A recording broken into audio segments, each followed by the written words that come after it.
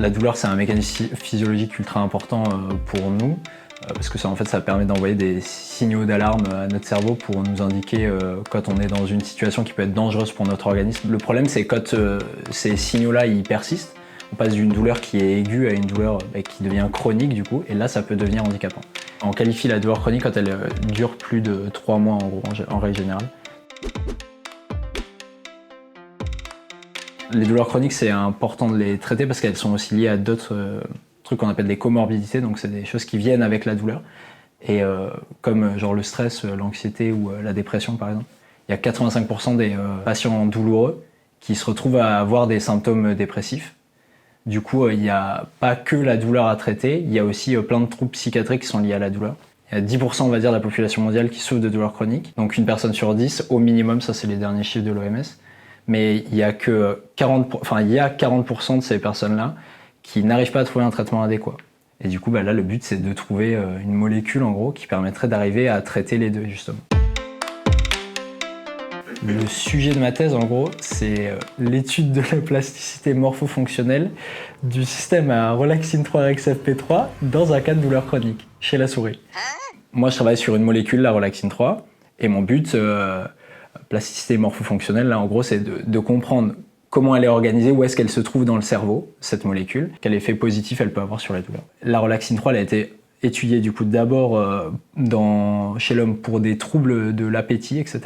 Et ensuite, à la suite de ça, ils ont découvert qu'elle était présente dans une certaine région du cerveau qui est impliquée dans la motivation, l'éveil et les émotions. Là, ils ont voulu voir si ça pouvait agir sur l'anxiété et la dépression. Il y a quelques années, ils ont découvert que la relaxine 3 pouvait agir, c'est un anxiolytique en fait et un antidépresseur. Et comme c'est la dépression et l'anxiété, etc., c'est une des comorbidités de la douleur, nous quand on a vu ça avec d'autres gens à travers le monde, on s'est dit que ça pourrait être intéressant de voir si ça avait un effet analgésique. Et donc moi, mon but maintenant, c'est de voir si ça a un effet dans la réduction de la douleur. Et là, on a quelques indices qui nous indiquent que oui.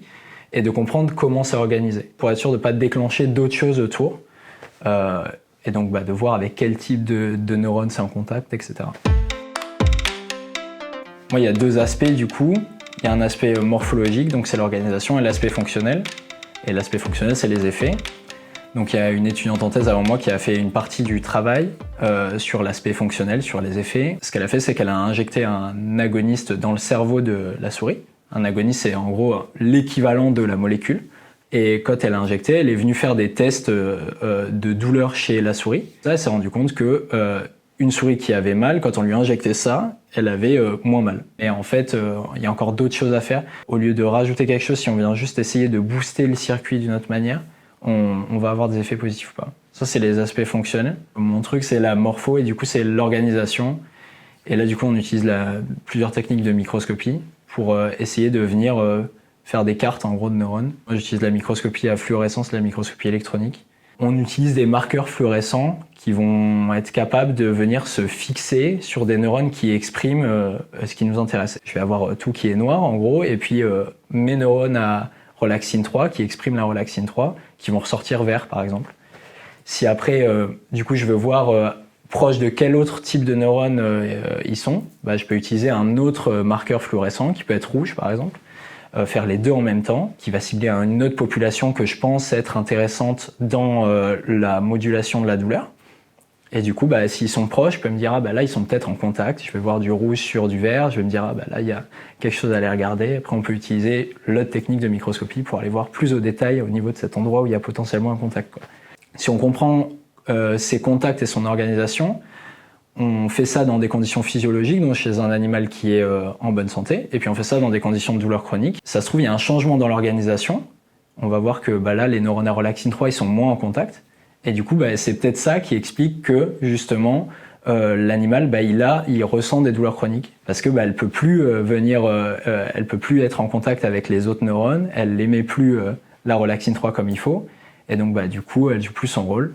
Pour ça, il faut arriver à le voir déjà, et ensuite, on peut avoir des infos comme ça, quoi. Enfin, voilà. Là, les premiers résultats qu'on a, c'est visiblement, il y a moins de contacts en conditions de douleur chronique. Il faut en faire plus dans plus de régions. Là, je me suis concentré que sur une seule région du cerveau. Mais Ce serait intéressant d'aller observer une autre région pour être sûr que cet effet, on le retrouve partout. Mais oui, le but ultime, c'est d'avoir un médicament, Relaxin 3, qui sert à traiter la douleur, ouais. Et les comorbidités qui sont liées avec, ouais, bien sûr. Ce serait bien qu'on arrive à tout traiter en même temps, quoi. C'est ça le but ultime.